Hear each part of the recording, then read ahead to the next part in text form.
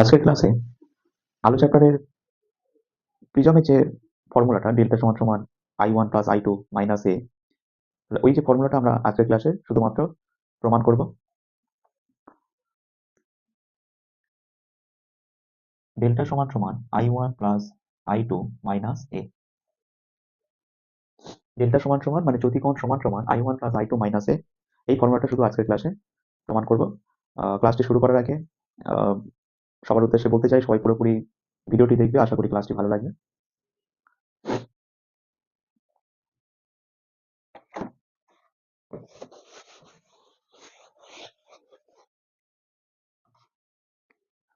তাহলে এখানে এই যে ডেল্টা সমান সমান I1 প্লাস I2 মাইনাস এ, এটা প্রমাণ করতে গেলে আলোর যে ঘটনাটা মনে রাখতে হবে সেটা হচ্ছে আলো চ্যাপ্টারের আলোর প্রতিফলন আছে। আলোর প্রতিফলন ব্যাপারটা যেগুলো ক্ষেত্রে প্রযোজ্য সেগুলো হলো দর্পণ, উত্তল দর্পণ, অবতল দর্পণের উপর আলো আলো পড়ছে, আলো আবার রিফ্লেক্ট হয়ে যাচ্ছে, বা আয়নার উপরে সমতল দর্পণের উপরে আলো পড়ছে, তাহলে সেখানে আলোর প্রতিফলন ঘটনাটা কাজে লাগে। কিন্তু আলো যখন একটা মাধ্যম থেকে আরেকটা মাধ্যমে প্রবেশ করছে, যে কোনো স্বচ্ছ মাধ্যমের ভিতর দিয়ে আলো যাতায়াত করতে পারে। তাহলে আলো যখন একটা মাধ্যম থেকে আরেকটা মাধ্যমে যখন প্রবেশ করছে, বায়ু থেকে কাঁচের মধ্যে প্রবেশ করছে, আবার কাঁচ থেকে বায়ুতে বায়ুতে প্রবেশ করছে, বায়ু থেকে জলে প্রবেশ করছে, তাহলে এইরকম ভাবে জল থেকে কাঁচে প্রবেশ করছে। তাহলে যখন একটা আলোকরশ্মি কোনো একটা স্বচ্ছ মাধ্যম থেকে অন্য একটা স্বচ্ছ মাধ্যমে যখন প্রবেশ করবে, সেটা হচ্ছে আলোর প্রতিসরণ। এবার একটা মাধ্যম থেকে আলোকরশ্মি যখন আরেকটা মাধ্যমে, অপর একটা মাধ্যমে যখন প্রবেশ করছে, সেখানে কি হবে, আলোকরশ্মির দিকটা কি হয়ে যাবে, চেঞ্জ হয়ে যাবে। সে কিন্তু আর এই একই পথে যেতে পারবে না। যখন একটা আলোকরশ্মি লঘু মাধ্যম থেকে ঘন মাধ্যমে প্রবেশ করে, তখন কি হয়, তাই লঘু মাধ্যমে যে পথ বরাবর সে যাচ্ছিল, যখন ঘন মাধ্যমে যখন প্রবেশ করবে, তখন কি হবে, সে অবিলম্বে কাছাকাছি সরে আসবে। ঘন থেকে লঘুতে গেলে ঠিক উল্টোটা হবে, অবিলম্ব থেকে দূরে সরে যাবে। তার যে পথে আলো সবসময় সরল রেখায় চলে, তাহলে সে যে পথ, তার যে পথে যাওয়া উচিত ছিল, সেখান থেকে আরেকটু কি হবে, অবিলম্ব থেকে দূরে সরে যাবে। তাহলে এখানে মনে রাখতে হবে, এই যে লেন্স, প্রিজম, কাঁচের স্ল্যাব, এখানে আলোর প্রতিসরণ ব্যাপারটা কাজে লাগে। এবার প্রিজমের এই প্রমাণটা প্রমাণ করতে গেলে প্রথমে আমি একটা প্রিজম আঁকছি। এই জায়গাটা সবাই ভালো করে বুঝবে। তাহলে প্রিজম এবিসি একটা প্রিজম। এবারে এই প্রিজমের দুটো প্রতিসারক তল, একটা হচ্ছে এবি আর একটা এসি। দুটো প্রতিসারক তলের মাঝের কোণটাকে আমরা কি বলি, প্রতিসারক কোণ। এবারে একটা আলোক রশ্মি যখন এবি প্রতিসারক তলের উপর যখন এসে পড়বে, মানে আপাতিত হবে, তখন কি হবে, সেই রশ্মিটা এসি প্রতিসারক তল দিয়ে বেরিয়ে যাবে। আবার যদি এসি প্রতিসারক তলের উপর কোনো একটা আলোক রশ্মি এসে আপতিত হয়, তাহলে এবি প্রতিসারক তল দিয়ে বেরিয়ে যাবে। এখানে কিন্তু ওই আলোক রশ্মি, একটা আলোক রশ্মি যখন এবি তলের উপর যখন আসছে, এসে কাঁচের মধ্যে প্রবেশ করছে, আবার কাঁচ থেকে আবার ফের আবার বাড়িতে প্রবেশ করছে, বাড়িতে আবার ফিরে যাচ্ছে, তাহলে এখানে কিন্তু আলোক রশ্মির এরকম গতিপথ কিন্তু চেঞ্জ হয়ে যাবে। তাহলে এখানে এই প্রতিসারক তলের উপরে একটা অবিলম্ব টানছি, যেমন ভাবে ছবিটা আঁকছে একটু দেখে নেবে, সেই রকম ভাবে বাড়িতে প্র্যাকটিস করবে। তাহলে এবি প্রতিসারক তলের উপর একটা অবিলম্ব অঙ্কন করা হলো। এবারে একটা একটা আলোক রশ্মি, তাহলে এবি প্রতিসারক তলের উপরে এটা একটা অবিলম্ব। এবার একটা আলোক রশ্মি, এই একটা আলোক রশ্মি এবি প্রতিসারক তলের উপরে পড়েছে। এবার এই এই রশ্মিটাকে আমরা বলবো আপাতিত রশ্মি। এই রশ্মিটাকে আমরা বলবো আপাতিত রশ্মি। এই আপাতিত রশ্মি অবিলম্বের সাথে যে কোণটা করবে সেটাকে বলবো I1। মানে এই যে I1টা হচ্ছে এটাই আপতন কোণ। এবারে এই রশ্মিটা যাওয়া উচিত ছিল একদম সরলরেখা বরাবর যাওয়া উচিত ছিল। আলোর এরকম তো, সেই আলোর সবসময় সরল রেখায় চলা দরকার, মানে সবসময় আলো সরল রেখা চলে, কিন্তু একটা মাধ্যম থেকে আরেকটা মাধ্যমে যখন প্রবেশ করছে, তখন কি হচ্ছে, তার তার সেই একই পথ, এই এই যে আলোর রশ্মিটা বায়ু মাধ্যম থেকে যে পথে এসে কাঁচের উপর পড়েছে, সেই পথেই কাঁচের মধ্যে থেকে কাঁচের মধ্যে দিয়ে যাওয়া উচিত ছিল। বায়ুর মাধ্যম থেকে যে পথ বরাবর এসে কাঁচে পড়েছে, সেই পথ বরাবর কাঁচের মধ্যে প্রবেশ করা উচিত ছিল, আবার কাঁচ থেকে সেই পথ বরাবর আবার বাড়িতে বেরিয়ে যাওয়া উচিত ছিল। কিন্তু যখন একটা আলোর রশ্মি লঘু মাধ্যম থেকে ঘন মাধ্যম, মাধ্যম যখন চেঞ্জ হয়ে যাবে, তখন কিন্তু তার গতিপথটাও চেঞ্জ হয়ে যাবে। তাহলে এখানে রশ্মিটা যাওয়া উচিত ছিল এইরকম সোজাসুজি বরাবর, সরলরেখা বরাবর, কিন্তু বায়ু মাধ্যম থেকে কাঁচে প্রবেশ করছে, বায়ু থেকে কাঁচ, তাহলে বায়ু থেকে কাঁচের ঘনত্ব বেশি, মানে ঘনত্ব বেশি মানে কি, যার ঘনত্ব বেশি তাকে বলবো ঘন। তাহলে কাঁচটা হচ্ছে ঘন আর বায়ুটা হবে লঘু। তাহলে লঘু মাধ্যম থেকে যখন ঘন মাধ্যমে যখন একটা আলোক রশ্মি প্রবেশ করবে, তখন কি হবে, প্রতিসৃত রশ্মি, যে কাঁচের মধ্যে যে আলোটা প্রবেশ করলো, এই রশ্মিটাকে আমরা কি বলবো, প্রতিসৃত রশ্মি। এই প্রতিসৃত রশ্মিটা কি হবে, অবিলম্বের দিকে, অবিলম্বের কাছাকাছি সরে আসবে। অবিলম্বের কাছাকাছি সরে আসবে। এই রশ্মিটা যা উচিত ছিল একদম সোজাসুজি বরাবর, কিন্তু সে কি হচ্ছে, অবিলম্বের দিকে সরে আসছে। এই কোণটাকে আমরা বলবো R1। এই কোণটাকে আমরা বলবো R1, মানে এটাকে আমরা বলবো প্রতিসরণ কোণ। ঠিক একই রকম ভাবে এই রশ্মিটা যখন এই প্রতিসারক তলের উপর গিয়ে যখন যখন পড়লো, তাহলে এখানে একবার প্রতিসরণ হয়ে যাচ্ছে। আবার যখন এই প্রতিসারক তলের উপর গিয়ে যখন পড়বে, তখন আবার কি হবে, রশ্মিটা আবার কাঁচ থেকে একটা মাধ্যম থেকে আরেকটা মাধ্যমে যাচ্ছে, মানে কাঁচ থেকে বায়ুতে প্রবেশ করছে, মানে কি আবার প্রতিসরণ হবে। তখন কি হবে, তাহলে যেখানে গিয়ে আলোটা পড়লো সেই বিন্দুতে যদি আমি একটা অবিলম্ব যদি টানি, তাহলে একটা অবিলম্ব টানলাম, তাহলে এই অবিলম্ব, এই এই অবিলম্বের সাথে এই যে কোণটা, কাঁচের মধ্যে একদিকে R1 থাকলে আরেকদিকে কি হবে, সেটাকে আমি I2 দ্বারা চিহ্নিত করা যাবে না। সেটা কি হবে, কাঁচের মধ্যে যেহেতু দুটো কোণ, তাহলে একটা R1 হলে আরেকটা কি হবে, R2 হবে। এটা বায়ু মাধ্যমে এদিকে আপতন কোণকে I দিয়ে চিহ্নিত করেছি, নির্গমন কোণকে I2 দিয়ে চিহ্নিত করেছি। এইরকম ভাবেই মানে প্রমাণগুলো আছে। তাহলে আমি আমার এই প্রতিসারক তলের সাপেক্ষে আমি এটাকে R1টাকে R2টাকে আমি আপতন কোণ ভেবে নিতে পারি, আর I2টাকে প্রতিসরণ কোণ ভেবে নিতে পারি। এবারে প্রশ্নটা হলো যে, তাহলে যখন এই তলের সাপেক্ষে এই প্রতিসারক তলের সাপেক্ষে যখন প্রতিসরণ মানে হচ্ছে, যেমন এখানে এই তলের সাপেক্ষে যখন প্রতিসরণ হচ্ছে, তখন চ্যুতিকোণ কোণটা হচ্ছে এটাই। ঠিক একই রকম ভাবে যে এই রশ্মিটা যখন এই প্রতিসারক তলের উপর গিয়ে যখন পড়লো, তাহলে এই রশ্মিটাকে এই প্রতিসৃত রশ্মিটাকে আমি যখন এই প্রতিসারক তলের উপর গিয়ে যখন পড়লো, তাহলে এটাকে আমি আপতিত রশ্মি ভেবে নিতে পারি। তাহলে এই আপতিত রশ্মি, এটাকে আপতিত রশ্মি ভেবে নিতে পারি, আর এটাকে প্রতিসৃত রশ্মি ভেবে নিতে পারি। তাহলে এখানে এই রশ্মিটা যা উচিত ছিল এরকম সোজাসুজি বরাবর, কিন্তু যতটুকু বেশি কোণ করে সে যাচ্ছে, যতটুকু এই I2টাকে উপরে লিখছি, যতটুকু বেশি কোণ করে যাচ্ছে সেটাই হবে কি, ডেল্টা। মানে এটাকে যদি আমি ডেল্টা 1 যদি বলি, তাহলে এটা হবে কি ডেল্টা 2। তাহলে এটাকে যদি আমি ডেল্টা 1 যদি বলি, এখানে চ্যুতিকোণ, তাহলে এখানে চ্যুতিকোণটা এরকম এই দিকেই হবে, বাইরের দিকে। কিন্তু বইয়েতে কি রকম আছে, এই ডট ডট ডট ডট করে চ্যুতিকোণটা এই রকম জায়গায় দেখিয়েছে। তার কারণটা হচ্ছে, তার মানে কি চ্যুতিকোণ কোণটা হচ্ছে এটাই, এটাই হবে কি ডেল্টা 2। তাহলে এখানে ডেল্টা 2টা না দেখিয়ে এখানে দেখাচ্ছে, তার কারণ হচ্ছে, তাহলে এই যে সরল, এই যে প্রতিসৃত রশ্মি বরাবর এই যে সরল রেখা, তাহলে এই এই যে সরল রেখা আর এই যে সরল রেখা, তাহলে পরস্পর এক্স এর মতো লাগছে না। তাহলে এক্স এর মতো হলে তারা পরস্পর কি হয়, বিপ্রতীক কোণ। তাহলে এই কোণের ভ্যালু যা হবে, এটা যদি ডেল্টা 2 যদি হয়, এটা যদি ডেল্টা 2 যদি হয়, তার মানে এটাও কি হবে ডেল্টা 2। এটা যদি ডেল্টা 2 হয়, তাহলে এটাও কি হবে ডেল্টা 2 হবে। তার মানে অ্যাকচুয়ালি কি হচ্ছে, তাহলে দুটো দুটো ডেল্টার মান পাচ্ছি, এই একটা চ্যুতিকোণ, এই একটা চ্যুতিকোণ। এবারে তাহলে মোট চ্যুতি কি হবে, দুটো যোগ করলে হয়ে যাবে, কিন্তু যেটা দুটো যোগ করলে তো ওরকম বললে হবে না, সেটা একটা ফর্মুলা অনুসারে চলতে হবে। তাহলে এই যে একটা ত্রিভুজ, এই যে একটা ত্রিভুজ যেটা, এই ত্রিভুজের বহিস্থ কোণ সবসময় কি হয়, বিপরীত দুটো অন্তঃস্থ কোণের যোগফলের সমান। তাহলে এই যে বহিস্থ কোণের বিপরীত দুটো অন্তঃস্থ কোণ মানে কি, একটা ডেল্টা 1 আর একটা কি ডেল্টা 2। তাহলে এইরকম ভাবে আমাদের, আশা করি এই জায়গাটা ক্লিয়ার হয়েছে। আরেকবার বলছি, তাহলে প্রিজমের দুটো প্রতিসারক তল, এই এবি প্রতিসারক তলের উপরে তাহলে একটা রশ্মি গিয়ে পড়ছে, এই রশ্মিটাকে কি বলছে, আপতিত রশ্মি। আর প্রতিসরণের ফলে যে এই রশ্মিটা কি হচ্ছে, এই যে ভিতরে যে রশ্মিটা, এটাকে আমরা কি বলছি, প্রতিসৃত রশ্মি। আর এটা যদি আপাতিত রশ্মি যদি হয়, তাহলে আপাতিত রশ্মি আর অবিলম্বের মাঝের কোণটাকে কি বলবো, আপতন কোণ। R1টাকে কি বলবো, প্রতিসৃত রশ্মি আর অবিলম্বের মাঝের কোণটাকে কি বলবো, প্রতিসরণ কোণ। এবারে যখন এই আপাতিত রশ্মিকে আমি আবার প্রতিসৃত রশ্মিকে আমি আবার আপাতিত রশ্মিও ভেবে নিতে পারি, মানে আমি আমার সুবিধার্থে, মনে রাখার সুবিধার্থে। তার কারণ হচ্ছে, যখন এই প্রতিসারক তলের উপর যখন গিয়ে পড়ছে, তখন কি হবে, আবার প্রতিসরণ হবে। তখন কি হবে, তাহলে এই প্রতিসারক তলের সাপেক্ষে এটা হবে, এটা প্রতিসৃত রশ্মি বলছি। আবার যখন এই প্রতিসারক তলের সাপেক্ষে এটাকে আমি আপতিত রশ্মি ভেবে নিতে পারি। তাহলে এই প্রতিসৃত রশ্মি এবার কি হবে, এই প্রতিসৃত রশ্মি যখন আবার কাঁচ থেকে যখন বায়ুতে প্রবেশ করবে, তখন কি হবে, তখন তার আহ, দিক পরিবর্তন করে অবিলম্ব থেকে কি হবে, দূরে সরে যাবে। তাহলে তখন আবার এটাকে কি বলবো, তাহলে এটাকে আপতন কোণ ভেবে নিতে পারি, এটাকে আমি প্রতিসরণ কোণ ভেবে নিতে পারি।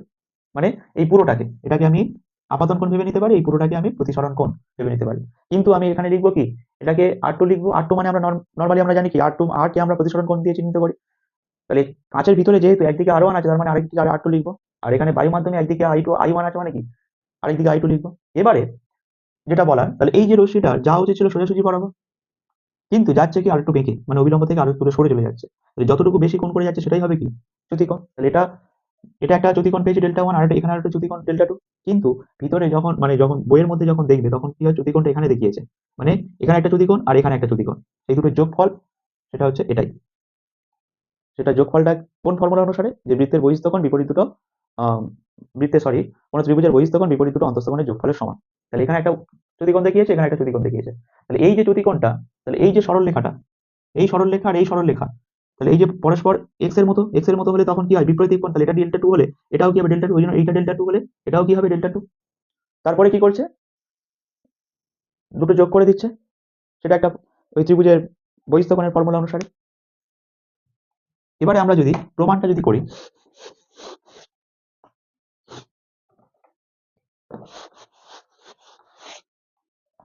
তাহলে নাম যদি দিতে চাই, তাহলে এটা P Q R S, P Q R S, এটার নাম দেব,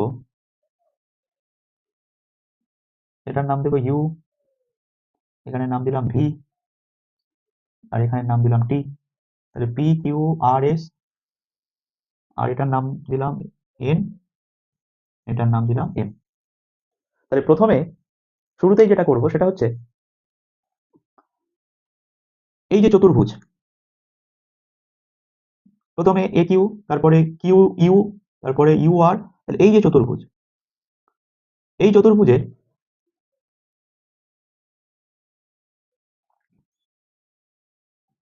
চতুর্ভুজ এ কিউ ইউ আর, চতুর্ভুজ এ কিউ ইউ আর থেকে পাই, তাহলে কি হবে, চতুর্ভুজের চারটে কোণ, একটা হলো এ কোণ, আর একটা কিউ কোণ, একটা ইউ কোণ, একটা আর কোণ, চতুর্ভুজের চারটে কোণের যোগফল হয়। তাহলে আমি লিখতে পারি কোণ এ প্লাস কোণ কিউ প্লাস কোণ ইউ প্লাস কোণ আর সমান সমান 360 ডিগ্রি। চতুর্ভুজের চারটে কোণ, সেই চারটে কোণের যোগফল 360 ডিগ্রি।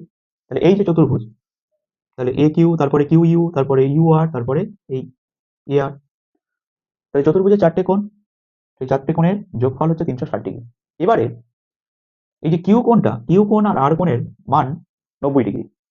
কিউ কোণ, এই যে কিউ কোণ আর আর কোণ, কিউ কোণ এবং আর কোণের মান 90 ডিগ্রি, তার কারণটা হচ্ছে এই যে এনইউ, এনইউ, এনইউ লম্ব, এনইউ লম্ব এবি, এবং এনইউ লম্ব এবি, আরেকটা হলো এমইউ লম্ব এসি। তাহলে প্রতিসারক তলের উপরে অভিলম্ব লম্বালম্বী হয়, মানে অভিলম্ব লম্বালম্বী হয় মানে কোনো তলের সাপেক্ষে কোনো কিছু লম্বালম্বী থাকা মানে কোনো সরলরেখা, তোমার সেই সরলরেখা সেই তলের সাপেক্ষে 90 ডিগ্রি অ্যাঙ্গেল করে আছে। তাহলে এই যে এই এবি প্রতিসারক তলের উপর এনইউ লম্ব, এটাকে আমরা কি বলছি, অভিলম্ব। এই একই রকম ভাবে এসি প্রতিসারক তলের উপর এমইউ লম্ব, এটাকে আমরা কি বলছি, অভিলম্ব। তাহলে যার জন্য কি হচ্ছে, এই কিউ কোণ এবং আর কোণ 90 ডিগ্রি, কোণ এ সমান সমান 90 ডিগ্রি প্লাস কোণ ইউ প্লাস 90 ডিগ্রি সমান সমান 360 ডিগ্রি। তাহলে কোণ এ প্লাস কোণ ইউ সমান সমান 360 ডিগ্রি, আর এই 90 ডিগ্রি 90 ডিগ্রি যোগ করলে হবে 180 ডিগ্রি। সেই 180 ডিগ্রিটা 360 ডিগ্রির দিকে নিয়ে এলে, মানে বাঁ দিক থেকে আমি ডান দিকে যদি নিয়ে যেতে চাই, তাহলে কি হবে, -180 ডিগ্রি। এবারে কি করব, ইউটাকে আমি এইদিকে রেখে দেবো, বাকিগুলো এইদিকে নিয়ে চলে যাবো, মানে ডান দিকে, এটাকে ডান দিকে নিয়ে চলে যাবো, তাহলে এটা বিয়োগ করলে হবে 180 ডিগ্রি মাইনাস এ, কোণে। তাহলে প্রথমে কি করতে হবে, এই চতুর্ভুজটা, এবার চতুর্ভুজের নাম নিজেদের মতো দিলেই হবে। প্রথমে এই চতুর্ভুজটা, চতুর্ভুজের চারটে কোণের যোগফল 360 ডিগ্রি, তার মধ্যে দুটো কোণ হবে, দুটো কোণের মান 90 ডিগ্রি করে হবে, কারণ প্রতিসারক তলের উপর অভিলম্ব লম্বালম্বী থাকার জন্য মাঝের কোণ 90 ডিগ্রি, যার জন্য দুটো কোণের ভ্যালু হবে 90 ডিগ্রি 90 ডিগ্রি করে। তাহলে দুটো 90 যোগ করলে 180 ডিগ্রি, সেই 180 ডিগ্রি ডান দিকে পাঠিয়ে দিলে, তাহলে বাঁ দিক থেকে ডান দিকে গেলে কি হবে, -180 ডিগ্রি হয়ে যাবে। তারপরে এই এ কোণটা, এ কোণের আগে কিছু নেই মানে কি প্লাস, সেই জন্য এ কোণটা এদিকে পাঠিয়ে দিলে মাইনাস এ, এটাকে আমি 1 নং সমীকরণ দেবো, 1 নম্বর সমীকরণ। এবারে আমরা কি করব, নিচের যে ত্রিভুজটা, নিচের ত্রিভুজ মানে এই ত্রিভুজটা, এই ত্রিভুজের ক্ষেত্রে, এই ত্রিভুজের ক্ষেত্রে কি করব, ত্রিভুজ কিউ ইউ আর থেকে পাই, কিউ ইউ আর থেকে পাই, তাহলে ত্রিভুজের তিনটে কোণের যোগফল কত, তিনটে কোণ মানে একটা কিউ কোণ, একটা আর কোণ, আর একটা ইউ কোণ। তাহলে কিউ কোণের মান হচ্ছে R1, তাহলে R1 প্লাস R2, আরেকটা হচ্ছে ইউ, কিউ কোণ মানে হচ্ছে R1, আর কোণ মানে হলো R2, আর ইউ কোণ। তাহলে তিনটে কোণের যোগফল হবে 180 ডিগ্রি, ত্রিভুজের তিনটে কোণের যোগফল 180 ডিগ্রি। এবারে তাহলে কোণ ইউটা এইদিকে থাকবে, R1 প্লাস R2টাকে যদি ওইদিকে যদি পাঠাই, তাহলে হবে 180 ডিগ্রি মাইনাস এই R1 প্লাস R2টাকে আমি ব্র্যাকেটের মধ্যে রাখলাম, এটাকে 2 নম্বর সমীকরণ দেবো। এই R1 প্লাস R2টাকে ব্র্যাকেটের মধ্যে রেখে কি করলাম, তাহলে ব্র্যাকেটের আগে কিছু নেই মানে প্লাস আছে, ব্র্যাকেট সমেত ওইদিকে যখন পাঠিয়ে দেবো মাইনাস, ব্র্যাকেটের আগে মাইনাস হয়ে যাবে। এটাকে 2 নং সমীকরণ দেবো। এবারে কি করব, এবারে এই যে 1 নাম্বার সমীকরণে ইউ এর জায়গায় এখানে ইউ এর ভ্যালু যেটা পেয়েছি 180° মাইনাস এই ব্র্যাকেটের মধ্যে r1 প্লাস r2, এই ভ্যালুটা কি করব, এই ইউ এর জায়গায় বসিয়ে দেবো। তাহলে এখানে আগে লিখতে হবে 1 নং সমীকরণে 1 নং সমীকরণে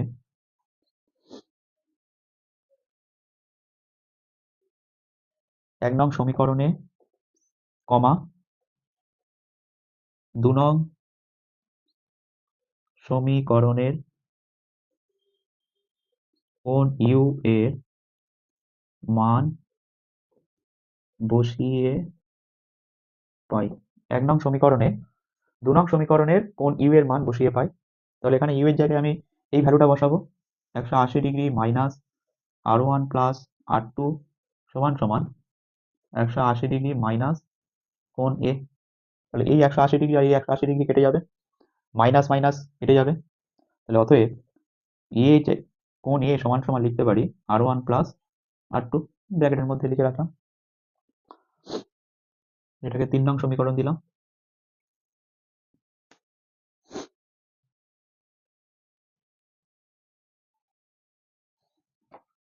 এবার উপরের দিকে মুছে দিচ্ছি।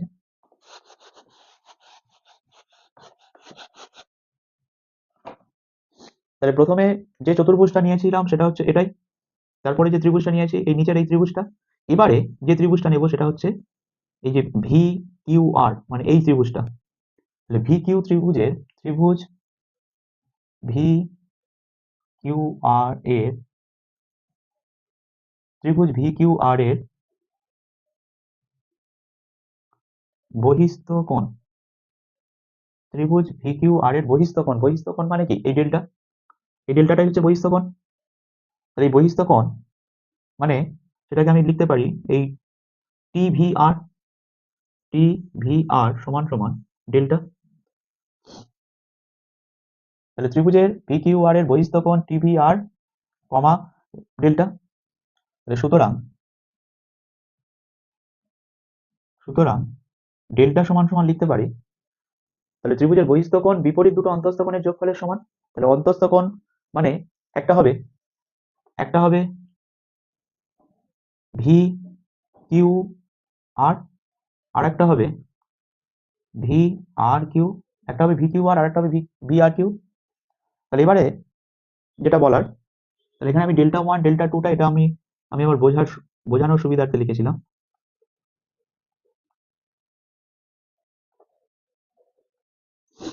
তাহলে ছবি যেটা আঁকতে হবে এইরকমই ছবি। তাহলে এখানে এই কোণটার ভ্যালু বলে দেওয়া নেই, তাহলে এই কোণের ভ্যালু আমরা কি করে বের করব।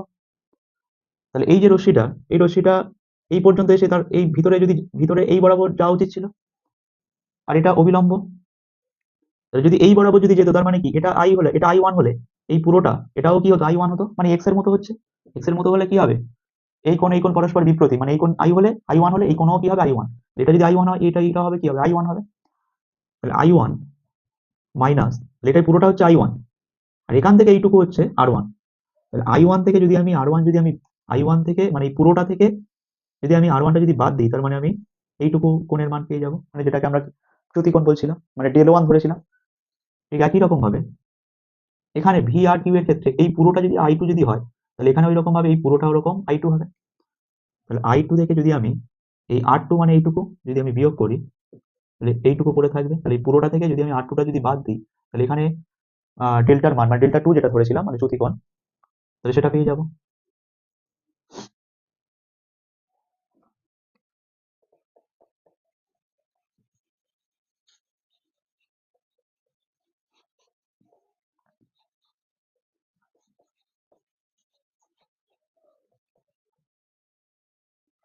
এবারে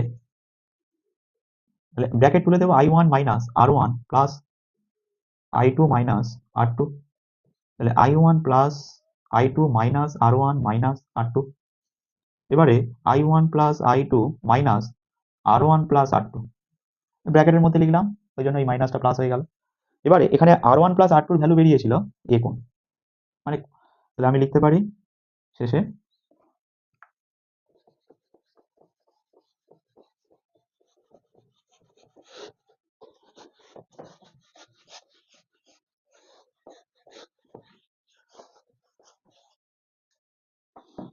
তাহলে এবারে লিখবো, তাহলে অতএব দিয়ে ডেল্টা সমান সমান I1 প্লাস I2 মাইনাস, এই কোণের চিহ্ন চিহ্ন দিয়ে লেখা যায় বা শুধু এ লিখলে হবে। তাহলে পাশের ব্র্যাকেটের মধ্যে লিখতে হবে যেহেতু যেহেতু 3 নং সমীকরণে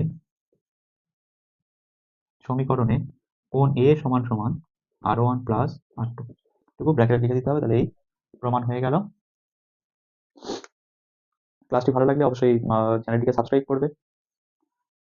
যেমন আমরা টেস্ট পেপার করছিলাম সলভ, সেই রকম ভাবে আমরা এগিয়ে যাব, আর মাঝে মাঝে এইরকম ছোট ছোট প্রমাণ সলভ করব। আজকের এই পর্যন্ত, টাটা।